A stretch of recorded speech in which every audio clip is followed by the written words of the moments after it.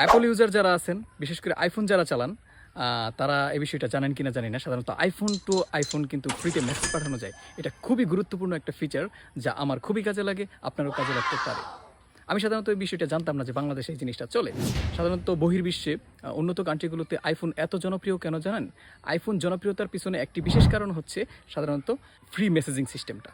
কিভাবে free messaging সিস্টেমটা আপনি ব্যবহার করবেন সেই বিষয়ে আজকে আমি কথা বলবো। সাধারণত আমি জানতাম না। কিভাবে জানলাম? এটার পিছনে ছোট্ট একটা ঘটনা আছে। তো আমি প্রথম একটা সমস্যার জন্য আমি যোগাযোগ করি অ্যাপল সার্ভিস সেন্টারে অনলাইনে। তারপর তারা আমাকে সরাসরি নক করে হচ্ছে আইমেসেজে, অর্থাৎ অ্যাপলের যে ডিফল্ট মেসেজিং অ্যাপটা আছে সেখানে তারা আমাকে নক করে। ওইখানে আমি কথা বলতে থাকি। তখনই আমি বুঝলাম যে বাংলাদেশে হয়তো এই জিনিসটা চলে। তারপর আমি আমার এক বন্ধু যখন আইফোন কিনে, তারপর আমি তাকে ওই সিস্টেমে মেসেজ পাঠাই। দেখি যে সেখানে মেসেজটা চলে গেছে, খুব সাকসেসফুলভাবেই সেখানে চলে গেছে।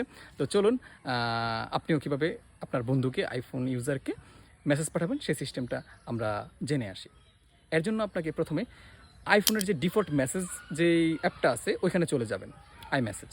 তো সেখানে গিয়ে আপনি মেসেজ যেখানে লিখতে হয় সেখানে লিখবেন। লেখার পর যেই নাম্বারে আপনি পাঠাবেন, যেখানে গিয়ে ফোন নাম্বার লিখতে হয় সেখানে আপনি ফোন নাম্বার না লিখে আপনার বন্ধু অ্যাপল আইডি খুলেছে যেই ইমেলটা দিয়ে, আইক্লাউড অথবা জিমেল, যে কোনো ধরনের ইমেল দিয়ে, যে ইমেল দিয়ে সে অ্যাপল অ্যাকাউন্টটা খুলেছে সেই ইমেলটা সেখানে দিয়ে দিবেন। আর হচ্ছে মেসেজে যা লেখার লিখবেন, কোনো কিছু অ্যাটাচ করতে চাইলে অ্যাটাচ করবেন। তারপর আপনি সেন্ড বাটনে চাপ দিবেন, চলে যাবে। তো এই ব্যাপারটা আমি তো মুখে বললাম। তো এইভাবে যারা বুঝে গেছেন তারা তো বুঝেই গেছেন। তারপরও যারা বুঝেন নাই কীভাবে করতে হয়, আমি স্ক্রিনটা সম্পূর্ণ আপনার সামনে শেয়ার করছি। প্রথমে আপনাকে সেটিংসে যাইতে হবে। সেটিংসে যাওয়ার পর আপনাকে খুঁজে নিতে হবে অ্যাপস। নিচে দেখেন অ্যাপস আছে, এই যে এটা অ্যাপসে যাবেন। অ্যাপসে যাওয়ার পর আপনি আপনার সেই মেসেজ, ডিফল্ট মেসেজের অ্যাপটা খুঁজে নেবেন। এই যে এই হলো মেসেজ, এইটা এখানে ক্লিক করে তারপর আপনি সেন্ড অ্যান্ড রিসিভ এখানে চলে যান। এখানে যাওয়ার পর ফোন নাম্বার ছাড়া, শুধু ফোন নাম্বার ছাড়া যতগুলো ইমেল আছে যতগুলো সিলেক্ট করা যায় সিলেক্ট করে দিবেন। বাস, এখানে আর কোনো কাজ নেই।